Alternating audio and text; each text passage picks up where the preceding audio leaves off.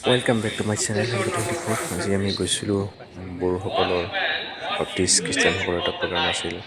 তাতে আমাৰ পাৰ্টিৰ সন্মানীয় চিফ ছাৰ সম্বোধন আহিছিল আৰু আমি আজি প্ৰগ্ৰামটো সামগ্ৰিক দিশটো আপোনালোকক দেখুৱাই আছোঁ। চাওক কেনেকৈ আজি যুগত এনেকৈ খেৰৰ মাজত বহি ইমান মানুহ একেলগে সমবেত হৈছে। ইমান আচৰিত পাইছোঁ যে আমাৰ অন্যান্য যিবিলাক ধৰ্মৰ মানুহবিলাক এনেকৈ প্ৰগ্ৰাম কৰিলে মানুহবিলাক ইমান চিম্পলিটিক হৈ থাকে। আৰু চাওক কিমান ধুনীয়াকৈ তেওঁলোকে বহি প্ৰগ্ৰাম শুনি আছে। আমাৰ পাৰ্টি চিফ ছাৰৰ লগত আমি গৈছিলোঁ। যাই পেলাই পাদুৰীয়ে মানে সিহঁতৰ বাইবেলৰ পৰা বিভিন্ন ধৰণৰ মানে হেৰি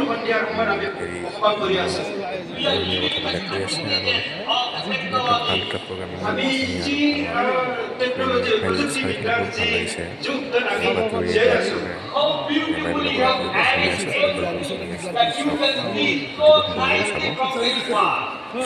আপোনালোকে কিমান সুন্দৰকৈ বজাইছে, যিটো আমি দূৰৰ পৰাই দেখা পাওঁ। কিন্তু সেই প্ৰযুক্তিবিদ্যা আমাৰ জীৱনক শেষ কৰি পেলাইছে। মোবাইল, ইউটিউব বিলাকৰ জৰিয়তে মানুহবিলাকে নিজক খুচি কৰিছে।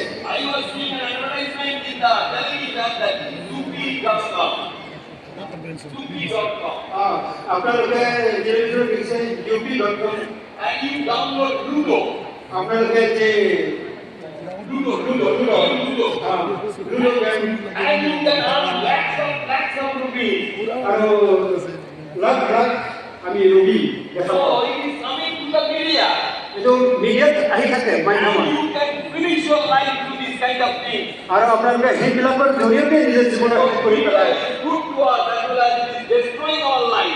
মিডিয়া বা মাধ্যম আমাৰ কাৰণে ভাল, কিন্তু আমাৰ জীৱনক ধ্বংস কৰি পেলাইছে। সেইবিলাকে আমাৰ জীৱনক প্ৰত্যাহ্বান জনাইছে, আমাক পৰাজয় কৰিছে।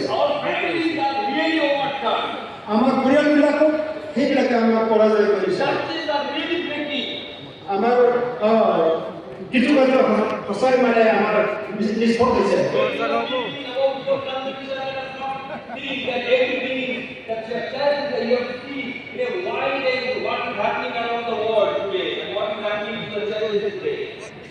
আপোনালোকে ইয়াত বহি হয়তো ভাবিব পৰা নাই পৃথিৱীৰ মণ্ডলীত আজি কি হৈ আছে।